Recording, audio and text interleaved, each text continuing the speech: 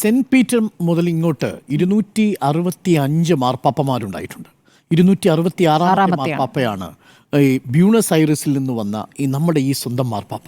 നമ്മുടെ സ്വന്തം മാർപ്പാപ്പ എന്ന് പറയുമ്പോൾ നമുക്ക് തന്നെ ഒരു ആത്മാഭിമാനം കൊള്ളുന്നൊരു മാർപ്പാപ്പയാണ്. കാരണം നമ്മളിൽ ഒരാളായിരുന്നു. മാർപ്പാപ്പയായി വരുന്നതിന് മുമ്പ് കർദിനാളായിട്ട് ബ്യൂണസ് ഐറിസിൽ താമസിക്കുന്ന സമയത്ത് ബ്യൂണസ് ഐറിസിലെ ഈ പെപ്പൽ വസതി കർദിനാളായി തിരഞ്ഞെടുക്കപ്പെടുമ്പോൾ, ആർച്ച് ബിഷപ്പായി തിരഞ്ഞെടുക്കപ്പെടുമ്പോൾ അവിടുത്തെ വലിയ സുഖസൗകര്യങ്ങളുണ്ട്. ആ പെപ്പൽ ആർച്ച് ബിഷപ്പ് പാലസിലെ എല്ലാ സുഖസൗകര്യങ്ങളും ഉപേക്ഷിച്ച് അദ്ദേഹം ഒരു ചെറിയ അപ്പാർട്ട്മെൻറ്റിൽ കുറച്ച് പുസ്തകങ്ങളുമായിട്ട് കഴിഞ്ഞുകൂടുന്നതാണ് കണ്ടത്. അവിടെ നിന്ന് അങ്ങോട്ട് അദ്ദേഹം അർജൻറ്റീനയുടെ കളി കാണുമ്പോഴെല്ലാം ഒരു സാധാരണ നമ്മളെപ്പോലെ അർജൻറ്റീനയുടെ മത്സരം കാണുമ്പോൾ വിജയിക്കുന്ന സമയത്ത് നമ്മുടെ മനസ്സ് തുള്ളിച്ചാടുന്നത് പോലെ ഈ ജോർജ് മരിയോ ബൊർഗാളിയോ എന്ന് പറയുന്ന ആ കർദിനാളിൻ്റെ മനസ്സ് തുള്ളിച്ചാടുമായിരുന്നു. ലയണൽ മെസ്സി ഗോൾ അടിക്കുമ്പോൾ വീട്ടിനുള്ളിലിരുന്ന് കൈകൊണ്ട് സന്തോഷത്തോടു കൂടി ക്ലാപ്പ് ചെയ്യുമായിരുന്നു. അങ്ങനെ നമ്മളിൽ ഒരാളായ ഒരു ഫുട്ബോൾ പ്രേമിയായ ഒരു സാധാരണ മനുഷ്യനായ, എന്നാൽ നേരത്തെ ഇവിടെ സൂചിപ്പിച്ചതുപോലെ കുടിയേറ്റത്തിൻ്റെ എല്ലാ ദുഃഖങ്ങളും അനുഭവിച്ച ഒരു കർദിനാളാണ് പിന്നീട് 2013 12 വർഷങ്ങൾക്ക് മുമ്പ് ഈ ലോകത്തെ ഏറ്റവും കൂടുതൽ വിശ്വാസികളുള്ളൊരു വലിയ വിഭാഗത്തിൻ്റെ അധിപനായിട്ട് വരാൻ പോകുന്നത്. അന്ന് അദ്ദേഹത്തെ തിരഞ്ഞെടുക്കുന്ന സമയത്ത് നേരത്തെ ഇവിടെ സൂചിപ്പിച്ചതുപോലെ വളരെ വൈകാരികമായ, എന്നാൽ ഒരുപക്ഷേ സഭയുടെ ചരിത്രത്തിൽ ഇന്നോ വരെ കേട്ടിട്ടില്ലാത്ത വിധമുള്ള പ്രസംഗമാണ് അദ്ദേഹം നടത്തിയത്. നമുക്കറിയാം 265 ബിഷപ്പുമാർ ഈ മാർപ്പാപ്പമാരിൽ നിന്ന് എന്താണ് ഈ മാർപ്പാപ്പയെ, ഫ്രാൻസിസ് മാർപ്പാപ്പയെ വ്യത്യസ്തമാക്കുന്നത്? അദ്ദേഹം ലിബറേഷൻ തിയോളജിയുടെ നാടായ ലാറ്റിൻ അമേരിക്കയിൽ നിന്ന് വരുന്ന ആദ്യത്തെ മാർപ്പാപ്പയാണ് എന്നത് മാത്രമല്ല, അദ്ദേഹം ഈശോ സഭ ജസ്യൂട്ട് സഭയിൽ നിന്ന് വരുന്ന ആദ്യത്തെ മാർപ്പാപ്പയാണ് എന്നത് മാത്രമല്ല, അദ്ദേഹം പറഞ്ഞതും വിശ്വസിച്ചതും അദ്ദേഹത്തിൻ്റെതായിട്ടുള്ള എല്ലാ നിലപാടുകളും അദ്ദേഹം വത്തിക്കാനിൻ്റെ അധിപനായെത്തുമ്പോഴും ഈ വിശ്വാസികളുടെ അധിപനായെത്തുന്ന ഘട്ടത്തിലും അദ്ദേഹം വിട്ടുവീഴ്ച ചെയ്തിട്ടില്ല. നിങ്ങൾ ബാക്കി എല്ലാവരെയും, നിങ്ങൾ തൊട്ടുമുമ്പുള്ള ബെനഡിക്റ്റ് 16 നിങ്ങളൊന്ന് ആലോചിച്ച് നോക്കൂ. ബെനഡിക്റ്റ് 16 കുറിച്ചുള്ള ഒരു വിമർശനം എന്ന് പറയുന്നത്, ആ സമയത്ത് ഉയർന്ന വിമർശനം എന്ന് പറയുന്നത്, നേരത്തെ ഇവിടെ പറഞ്ഞിട്ടുണ്ടാവും, വലിയ രീതിയിൽ അധികാര ദുർവിനിയോഗം ഒരു സഭയിലെ പല പുരോഹിതന്മാരും നടത്തുന്നത് കാണുമ്പോൾ അതിനെതിരെ പ്രതികരിക്കാൻ ശബ്ദമില്ലാതായിപ്പോയി ഒരു മാർപ്പാപ്പയായിരുന്നു. ആ സമയത്തെ അധികാര കേന്ദ്രങ്ങളിൽ പൗരോഹിത്യം ബാലപീഡനത്തിൻ്റെ പേരിൽ പ്രതിക്കൂട്ടി നിൽക്കുന്ന സമയത്ത് അവർക്കെതിരെ വിരൽ ചൂണ്ടാൻ കഴിയാതെ പോയ ഒരു സംവിധാനമായിരുന്നു.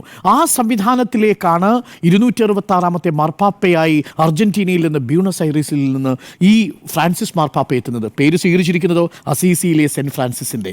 എന്താണ് അസീസിയിലെ സെൻറ്റ് ഫ്രാൻസിസിൻ്റെ പ്രത്യേകത? അദ്ദേഹം എല്ലാ ആഡംബരങ്ങളും എല്ലാ നേട്ടങ്ങളും സൗഭാഗ്യങ്ങളും വേണ്ടെന്ന് വെച്ച് ദാരിദ്ര്യത്തിലും പാവപ്പെട്ടവനോടും ഒപ്പമാണ് ജീവിതത്തിലെ പ്രകാശമെന്ന് കണ്ടെത്തിയ ആ അസീസിയിലെ സെൻറ്റ് ഫ്രാൻസിസിൻ്റെ പേര് സ്വീകരിച്ച് മാർപ്പാപ്പ വരുന്നു. ആ മാർപ്പാപ്പ എന്താ നമ്മളോട് പറഞ്ഞത്? മാർപ്പാപ്പ ആദ്യം സന്ദർശനം നടത്തുന്നത് എവിടെയാണെന്നറിയാമോ? അതാണ് ഏറ്റവും പ്രധാനപ്പെട്ട കാര്യം. അവിടെ വത്തിക്കാനിൽ എത്തിയതിനു ശേഷം തിരിച്ചു പോകാനൊരു ടിക്കറ്റും എടുത്താണ് ഈ ബ്യൂണസ് ഐറിസിൽ നിന്ന് ഇദ്ദേഹം ഇവിടേക്ക് വരുന്നത്, അർജന്റീനയിൽ നിന്ന് തിരിച്ചു വരുന്നത്. പക്ഷേ തിരിച്ചു പോകാൻ അദ്ദേഹത്തിന് കഴിയുന്നില്ല. കാരണം അപ്പോഴേക്കും അദ്ദേഹം മാർപ്പാപ്പയായിട്ട് തിരഞ്ഞെടുക്കപ്പെടുന്നു. അതിനുശേഷം അദ്ദേഹം ഒരു ചെറിയ ബോട്ടുമായി പോയത് സിസിലിയുടെ തീരത്ത് നിന്നും ലാംപെഡൂസ എന്ന് പറയുന്ന ഒരു ചെറിയ ഐലൻഡിലേക്കാണ്. ആ ഐലൻഡിൽ പോയത് എന്തിനാണെന്നറിയാമോ? നമ്മൾ അതിന് തൊട്ട് മുമ്പാണ് ഐലൻഡ് കുർദിയുടെ ചിത്രം കണ്ട് നമ്മളെല്ലാവരും കരഞ്ഞത്, നമ്മളെല്ലാവരും വല്ലാതെ വിഷമിച്ചത്. ഈ മെഡിറ്ററേനിയൻ കടൽ കടന്നു വരുന്ന അഭയാർത്ഥികളെ സ്വീകരിക്കാൻ കഴിയാതെ ഒരു ലോകരാജ്യങ്ങളെല്ലാവരും അതിർത്തി കെട്ടിത്തിരിക്കുമ്പോൾ, കുടിയേറ്റത്തിൽപ്പെട്ട മനുഷ്യർ കടലിൻ്റെ തിരമാലകളിൽ കടലിൽ പൊലിഞ്ഞു പോകുമ്പോൾ അവരോട് ഐക്യദാർഢ്യം പ്രകടിപ്പിക്കാൻ വേണ്ടിയിട്ട് കുടിയേറ്റക്കാരെന്ന് വിളിച്ച മനുഷ്യരെ ഇവർ നമ്മളുടെ സഹോദരന്മാരാണെന്ന് പറഞ്ഞ് കടലിലേക്ക് പോയി, ലാംപെഡൂസയിലേക്ക് പോയി കുടിയേറ്റക്കാരുടെ ഐക്യദാർഢ്യം പ്രകടിപ്പിക്കുന്ന ഒരു മാർപ്പാപ്പയെ നമ്മൾ കണ്ടത്. അങ്ങനെ മാർപ്പാപ്പയെ നമ്മൾ കണ്ടിട്ടില്ല. അതാണ് ആ മാർപ്പാപ്പയുടെ പ്രത്യേകതയായിട്ട് നമ്മൾ പറയുന്നത്. ഫുട്ബോൾ കളിക്കുമ്പോൾ കൈയടിക്കുന്ന മാർപ്പാപ്പ എന്ന് മാത്രമല്ല, ലിബറേഷൻ തിയോളജിസ്റ്റായ ഒരു മാർപ്പാപ്പ എന്ന് മാത്രമല്ല, കുടിയേറ്റക്കാരോടൊപ്പം അവരുടെ ഐക്യദാർഢ്യം പ്രകടിപ്പിക്കുന്ന മാർപ്പാപ്പ. അദ്ദേഹത്തിൻ്റെ പുസ്തകത്തെക്കുറിച്ച് ഇവിടെ നേരത്തെ സംസാരിച്ചിട്ടുണ്ടാകും. ഓരോ ഘട്ടങ്ങളിലായിട്ട് അദ്ദേഹം രേഖപ്പെടുത്തി വയ്ക്കുന്നുണ്ട് എങ്ങനെയാണ് തൻ്റെ ജീവിതത്തെ വിവിധ രാഷ്ട്രീയ സംഭവങ്ങൾ സ്വാധീനം ചെലുത്തിയത്. 3 വയസ്സ് മാത്രമേ ഉള്ളൂ 2ാം ലോക മഹായുദ്ധം തുടങ്ങുമ്പോൾ ഈ മാർപ്പാപ്പയ്ക്ക്. അദ്ദേഹം ഈ ജനിച്ചു വീഴുന്നത് തന്നെ മുസോളിനിയുടെ വലിയ ക്രൂരമായ ഒരു ഫാസിസ്റ്റ് ഭരണ സംവിധാനത്തിൻ്റെ പൽചക്രങ്ങളിൽ പെട്ടുകൊണ്ടാണ് അദ്ദേഹം ജീവിതം ആരംഭിക്കുന്നത് തന്നെ 1936. അതിനുശേഷം ഓരോ ഘട്ടങ്ങളിലും അതുവരെ എല്ലാ പുരോഹിതന്മാർക്കും ഉണ്ടായിരുന്ന ആശയങ്ങളിൽ നിന്ന് വ്യത്യസ്തമായി ചലിച്ചു. അപ്പോളോ 11 അദ്ദേഹം പറയുന്നുണ്ട്, ശാസ്ത്ര നേട്ടങ്ങളെക്കുറിച്ച് പറയുന്നുണ്ട്. നിങ്ങൾ ആരെങ്കിലും വിശ്വസിക്കുമോ? പരിണാമ സിദ്ധാന്തമാണ് യഥാർത്ഥ ശാസ്ത്രഗതി എന്ന് വിശ്വസിച്ചിട്ടുള്ള മാർപ്പാപ്പയാണെന്നേ. ഒന്ന് ആലോചിച്ച് നോക്കൂ. ആ മാർപ്പാപ്പ കാരണം എന്താ? കെമിസ്ട്രിയിലായിരുന്നു അദ്ദേഹത്തിൻ്റെ ബിരുദാനന്തര ബിരുദം. അവിടെ നിന്ന് അദ്ദേഹം പൗരോഹിത്യത്തിലേക്ക് ഇറങ്ങുമ്പോൾ ശാസ്ത്രത്തിൻ്റെ ഗതി എന്നുള്ളത് പരിണാമ സിദ്ധാന്തമാണ് എന്ന് വിശ്വസിച്ചിരുന്ന ഒരു മനുഷ്യനാണെന്നേ. ആ മനുഷ്യൻ കുടിയേറ്റക്കാർക്കൊപ്പം ഐക്യദാർഢ്യം പ്രകടിപ്പിച്ചിരുന്ന മനുഷ്യനാണെന്നേ. അവിടെ നിന്ന് ആ മനുഷ്യൻ ലോകത്തേക്ക് ഇറങ്ങി വരുമ്പോൾ അവിടെ അദ്ദേഹം സ്ത്രീകളോട്, നേരത്തെ ഇവിടെ പറഞ്ഞു പെസഹ വ്യാഴത്തിൻ്റെ കാര്യം, ആ പെസഹ വ്യാഴത്തിൻ്റെ കാൽകഴുകൽ ശുശ്രൂഷയൊക്കെ നടക്കുന്ന സമയത്ത് കത്തോലിക്കയിലെ പുരുഷന്മാർക്ക് മാത്രമായിട്ട് വിധിക്കപ്പെട്ടിരുന്ന എല്ലാ ആരാധന റിച്വലുകളും ആ ക്രമങ്ങളും സ്ത്രീകൾക്ക് കൂടി തുറന്നു കൊടുത്തു. എന്നിട്ട് അവരെ ചേർത്ത് പിടിച്ചു. നമ്മളെല്ലാവരും ദൈവമക്കളാണ് എന്ന് പറഞ്ഞു. സ്വർഗ്ഗരീതിയുമായി ബന്ധപ്പെട്ട വലിയ ചർച്ചകൾ നടക്കുന്ന സമയത്ത് പറഞ്ഞു, അവരെ വിധിക്കാൻ നാം ആര് എന്നാണ് ചോദിക്കുന്നത്. അവരെ വിധിക്കാൻ whom am I to judge them എന്നാണ് ചോദിക്കുന്നത്. ചോദിക്കുന്നത് മാർപ്പാപ്പയാണെന്നേ. സ്വർഗ്ഗരീതി മാരക പാപമായിട്ടാണ് കണക്കാക്കപ്പെട്ടിരുന്നത്. ആ മാരക പാപത്തിൻ്റെ പട്ടികയിൽ നിന്ന് എടുത്തു മാറ്റി. മാത്രമോ സ്വർഗാനുരാഗികളായ മനുഷ്യരെ അദ്ദേഹം ചേർത്തു പിടിച്ചു. എന്നിട്ട് അവരോട് പറഞ്ഞു, നിങ്ങൾ ദൈവമക്കളാണ് എന്ന് പറഞ്ഞതാണ് ഫ്രാൻസിസ് മാർപ്പാപ്പയുടെ മഹത്വം എന്ന് പറയുന്നത്. അവിടെയും തീർന്നില്ല. ഈ പൗരോഹിത്യത്തിനെതിരെ ബാലപീഡകരായിട്ടുള്ള ഒരു മൈനോറിറ്റി, ന്യൂനപക്ഷം പുരോഹിതന്മാർക്കെതിരെ അദ്ദേഹം വിരൽ ചൂണ്ടി പറഞ്ഞെന്താണെന്നറിയുമോ? നിങ്ങൾ പൗരോഹിത്യത്തിൻ്റെ എല്ലാ പ്രിവിലേജുകളും ആടയാഭരണങ്ങളും ഇവിടെ അഴിച്ചു വയ്ക്കണം. എന്നിട്ട് നിങ്ങൾ അതാതു രാജ്യത്തെ നിയമത്തിൻ്റെ പരിധിയിൽ പോയി നിങ്ങൾ വിചാരണ നേരിടണം എന്ന് പറഞ്ഞു. വെറുതെയല്ല, 19 പുരോഹിതന്മാരെ രാജ്യത്തിലെ വിവിധ ഇടങ്ങളിലേക്ക്, പല ബിഷപ്പുമാരെയും അദ്ദേഹം അതാതു രാജ്യങ്ങളിലെ നിയമങ്ങൾക്ക് വേണ്ടിയിട്ട് വിട്ടുകൊടുത്തു. ഈ മാർപ്പാപ്പ എന്നുള്ളതാണ്. അവിടെ കൊണ്ടും തീരുന്നില്ലല്ലോ. അദ്ദേഹത്തിൻ്റെ സാമ്പത്തിക സിദ്ധാന്തം നമ്മളെ ഞെട്ടിച്ചില്ലേ? അദ്ദേഹം പറയുന്നുണ്ട്, ദാരിദ്ര്യത്തിൻ്റെ പതാക യഥാർത്ഥത്തിൽ കമ്മ്യൂണിസ്റ്റുകാർ സ്വന്തമാക്കിയിരിക്കുന്നു, നമ്മളുടെ പതാകയായിരുന്നു അത് എന്ന് പറയുന്നു. കമ്മ്യൂണിസ്റ്റുകളോട് വിയോജിച്ചുകൊണ്ടല്ല പറയുന്നത്. എന്നിട്ട് അദ്ദേഹം പറയുന്നത് എന്താ?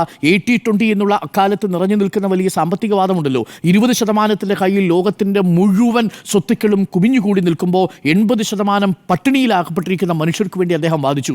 സിംബോളിക്കായിട്ട് അദ്ദേഹം ട്രിക്കിൾ ഡൗൺ തിയറി എന്ന് പറയുന്ന ലിബറൽ തിയറിയെ വിമർശിക്കുന്നുണ്ട്. എങ്ങനെയാണ് മുതലാളിത്തം ചൂഷണം ചെയ്യുന്നത് എന്ന് അദ്ദേഹം മനോഹരമായ ഒരു ഫ്രേസിലൂടെയാണ് പറയുന്നത്. നിറഞ്ഞു കവിഞ്ഞിരിക്കുന്ന ഗ്ലാസ് നിങ്ങൾക്ക് പലതും നൽകുമെന്ന് വാഗ്ദാനം ചെയ്തിരുന്നു, ഓർമ്മയുണ്ടോ എന്ന് ചോദിക്കുന്നു.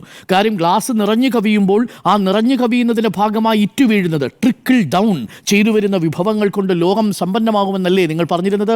പക്ഷേ അത്ഭുതകരമെന്ന് പറയട്ടെ, നിങ്ങൾക്ക് ഒന്നും ലഭ്യമാവുന്നില്ലെന്ന് മാത്രമല്ല, നിങ്ങളുടെ ഗ്ലാസ് വലുതായിക്കൊണ്ടേയിരിക്കുകയാണ് എന്നാണ് മുതലാളിമാരുടെ ലാഭത്തെക്കുറിച്ച് ഈ ഫ്രാൻസിസ് മാർപ്പാപ്പ പറയുന്നത്. ഒന്ന് ആലോചിച്ച് നോക്കൂ.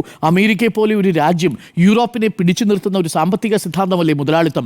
ആ മുതലാളിത്തത്തിനെതിരെ, അതിൻ്റെ ഏറ്റവും അടിസ്ഥാന ആശയമായ ട്രിക്കിൾ ഡൗൺ തിയറിക്കെതിരെ ശക്തമായി പ്രതിഷേധിച്ച, ഏറ്റവും ലളിതമായ ഭാഷയിൽ, സാധാരണക്കാരന് മനസ്സിലാവുന്ന ഭാഷയിൽ പറഞ്ഞു, നിങ്ങളെ ഇവർ കബളിപ്പിക്കുകയാണ്. ഇവരുടെ ഗ്ലാസ് നിറഞ്ഞു കവിഞ്ഞിട്ട് എന്തെങ്കിലും നിങ്ങൾക്ക് കിട്ടുമെന്ന് നിങ്ങൾ കരുതരുത്.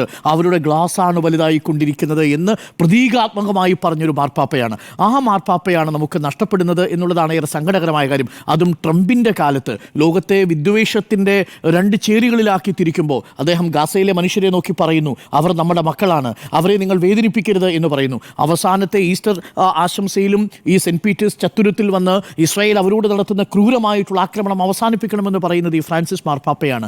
ആ ഫ്രാൻസിസ് മാർപ്പാപ്പ യഥാർത്ഥത്തിൽ ട്രംപിനെ പോലെ ഒരു വലിയ കൊടുങ്കാറ്റ് വരുമ്പോൾ നമ്മളൊന്നും കടപുഴകി പോകാതിരിക്കാനുള്ളൊരു വലിയ കോട്ടയായിരുന്നു. ആ ഒരു കോട്ടയാണ് യഥാർത്ഥത്തിൽ നഷ്ടമാവുന്നത്. ഞാൻ അദ്ദേഹത്തെ വിശേഷിപ്പിക്കുന്നത് ദൈവത്തിനും വിശ്വാസികൾക്കുമിടയിലുള്ള ഒരു മിഡ്ഫീൽഡറാണ്. ഉറച്ച ബോധ്യമുള്ളൊരു മിഡ്ഫീൽഡറായിരുന്നു യഥാർത്ഥത്തിൽ ഫ്രാൻസിസ് മാർപ്പാപ്പ.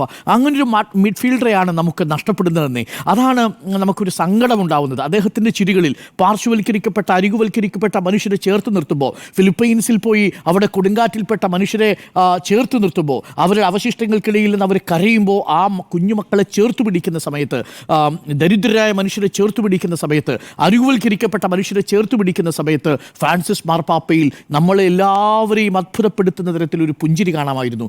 ആ പുഞ്ചിരി ഞാൻ വിശ്വസിക്കുന്നു അതാണ് യഥാർത്ഥത്തിൽ ദൈവത്തിൻ്റെ പുഞ്ചിരി എന്നാണ് ഞാൻ കരുതുന്നത്. അപ്പോൾ ദൈവത്തിൻ്റെ പുഞ്ചിരി അപൂർവമായി മാത്രമേ ചിലപ്പോൾ ചില പുരോഹിതന്മാരിൽ പ്രത്യക്ഷപ്പെടാറുള്ളൂ. അത് സദാസമയവും പ്രത്യക്ഷപ്പെട്ട ഒരു പുരോഹിതൻ്റെ പേരാണ്, ഒരു മാർപ്പാപ്പയുടെ പേരാണ് ഫ്രാൻസിസ് മാർപ്പാപ്പ. അക്ഷരാർത്ഥത്തിൽ നമുക്ക് നഷ്ടപ്പെടുന്നത് നമ്മളുടെ ജനഹൃദയ മൈതാനങ്ങളിൽ സ്നേഹത്തിൻ്റെ വലിയ പാസുകൾ നൽകിയ ഒരു മാർപ്പാപ്പയാണ് നമുക്ക് നഷ്ടപ്പെട്ടു പോകുന്നത് എന്നാണ്. വലിയ നഷ്ടമാണ്. ട്രംപിൻ്റെ കാലത്ത് നമുക്ക് ഇനി ആരുണ്ട് അഭയം എന്നതാണ് ചോദ്യം.